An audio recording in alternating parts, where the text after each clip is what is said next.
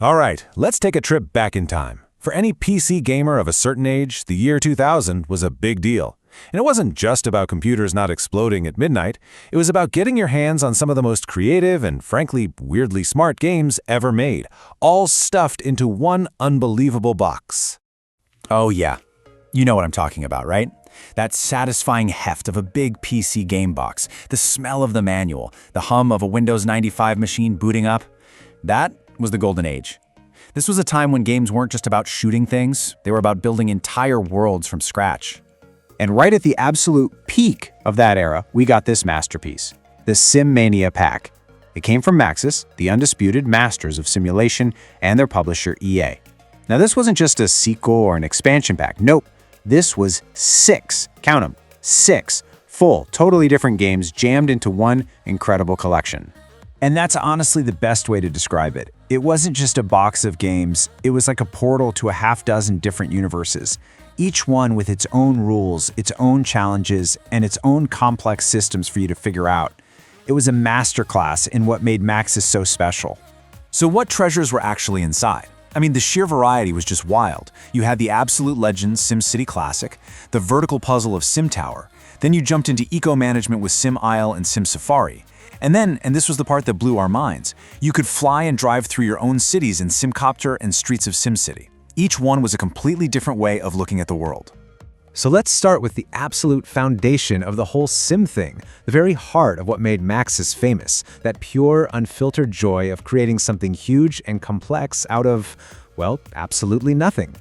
And these two games, they are the perfect example of that whole idea, just on completely different axes. SimCity gave you this sprawling, horizontal canvas to paint a metropolis on, while SimTower basically said, okay, now do that again, but build it straight up. Look, SimCity Classic is, and I'm not exaggerating here, one of the most important PC games of all time. Period. It made you the mayor and the city planner. You had to lay down zones for houses, shops, and factories, all while trying to manage taxes, power grids, traffic, crime, the whole shebang. It basically invented a genre, and you can see its DNA in every single city builder today, especially in giants like City Skylines. And then you have SimTower, which took all that complexity and crammed it into one single skyscraper. You're building apartments, offices, hotels. But the real game, the thing that would make or break your tower, getting the elevators right. It was this fascinating idea that a single building could be its own little city, its own living, breathing ecosystem with a circulatory system made of elevator shafts. So, after Maxis had pretty much perfected the art of simulating our concrete jungles, they decided to turn their attention to systems that were a little more, shall we say, wild. And this is where the collection gets really, really interesting. With Sim Isle and Sim Safari, the whole focus shifts. You're not worried about traffic jams anymore.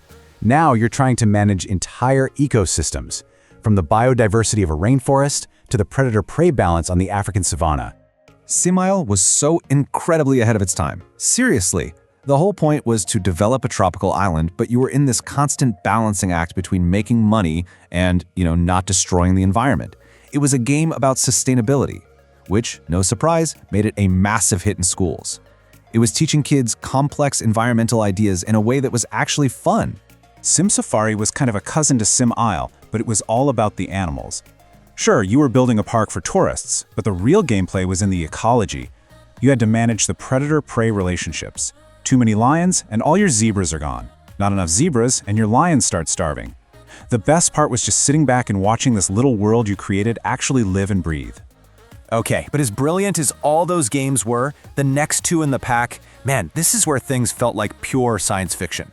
This is where Maxis stopped letting you just build a world and finally let you step inside one. Let me introduce you to Simcopter and Streets of SimCity. These games flipped the script entirely. You went from this all-powerful, godlike view of your city all the way down to the street-level view of a helicopter pilot or a race car driver. But even that wasn't the coolest part. No, the killer feature, the one that made every kid's jaw drop, was this.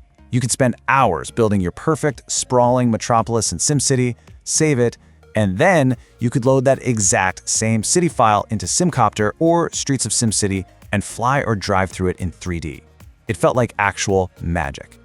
The techie term for this is cross-game integration.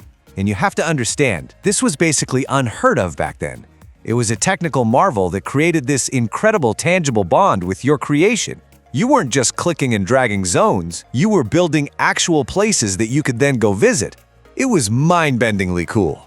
So okay, we have these 6 amazing, widely different games, but why are we still talking about this one specific box set more than 2 decades later?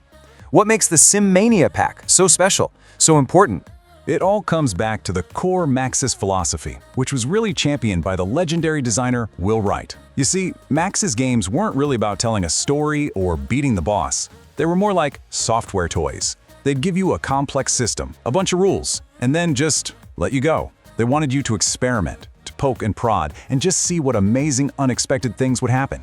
And that way of thinking was unbelievably influential. You can draw a straight line from these games to some of the biggest hits today. SimCity's DNA is all over city skylines. The whole idea of managing a park full of living creatures in Sim Safari, that's the granddaddy of Planet Zoo. And that feeling of just flying around a detailed world in Simcopter, well, that spirit lives on in things like Microsoft Flight Simulator. And here's a crazy bit of perspective for you. This amazing pack, this greatest hits collection of everything that made Maxis Maxis, it came out in the exact same year that the company released The Sims. You know, only one of the best-selling PC games of all time. The year 2000 was, without a doubt, the absolute peak of the Sim empire. And that's really why this pack is still so loved. It's a perfect time capsule. It captures Maxis at the absolute height of their creative power, just throwing these fascinating, intelligent, and ambitious ideas at the wall and seeing what stuck.